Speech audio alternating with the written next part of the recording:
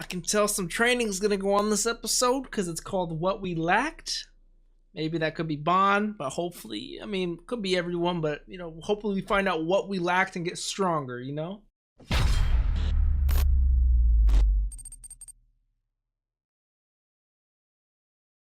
What's up, Dapper Squad? It's your boy Darius, back at it again with Fate. I almost said Fate Zero, because that's what I just watched like a couple hours ago. 7 Deadly Sins, Season 2, Episode 10. Last episode, we had the trial, and we cut over to Bond. We also grouped up with Grimoire, Hauser, Hendy, and Gilthunder. And then we cut over to Bond and Jericho, who ran into the Werefox, who then prompted a flashback from Bond. Then we met whoever broke him out of prison when he was a young kid, young bucko, named ZHIVAGO, who... I'm just excited to hop into this. I'm going to stop talking. If you guys want to see the full length of this episode, make sure to check out the Patreon down below. With certain shows like this, I cannot put the reaction on YouTube, so click the link in the description, watch the reaction, come back here, watch the review, and please leave a like if you could. I appreciate you guys. Let's hop into this 7 Deadly Sins Season 2, Episode 10.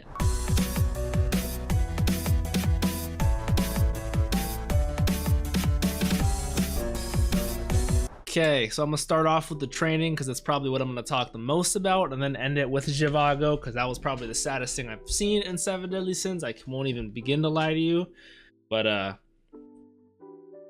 we got Hauser and Gilthunder, which I do like the two. Like, one does not take anything seriously, one takes stuff too seriously, so they switched it up. We're able to come up with new abilities. Call back on some flashbacks from old teachers, Dreyfus and Meliodas, and they got stronger. That's how that happens, baby. Pinpoint, he said breakthrough, he said God heavy king armor, some shit like that, and he said God embrace, some shit like that. That's badass. And then we got King and Meliodas. I am very excited to learn more information about the demon race and Meliodas specifically, because that's the one thing that I am lacking on, and I am very excited. I'm excited. I want Hendrickson to go back in there. I want to see how Hawk is gonna train. I want to see Grimoire. I can't lie to you.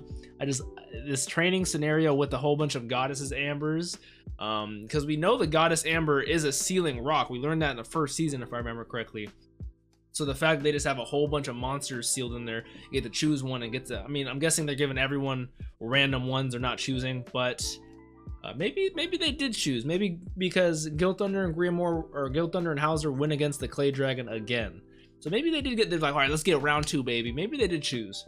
But I like that training facility. It's really cool. There's hundreds of monsters they can choose from, all different power levels. That is some rigorous training. See what I did there? That's a callback.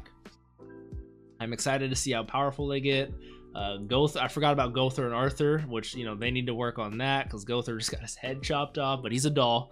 It's okay. And god damn, man, the whole story about Bond and how abused and taken advantage of he was when he was a child, and he just had an awful upbringing and an awful life. The only man he was able to trust. That makes so much sense now why in the Hideout he said don't trust humans, and he said I trust you. That man was a beast, man. I did not know they had the ability to just transform into humans. Now that you mention it, he kind of resembles him. Like ZHIVAGO human form resembles his beastman form, the Werefox.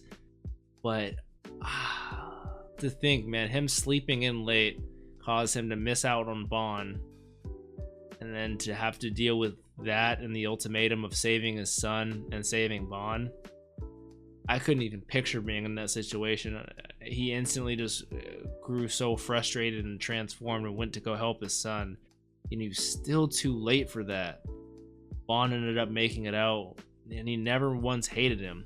And I love that answer. Even if you did choose me and I found out you left your real son in order to do that, I would have never forgiven you. So that was so touching. And he just genuinely cried and just wanted to see. He said he had 2 sons, man.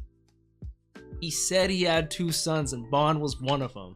If that's not some real nigga shit right there, bro, that is so fucking dope.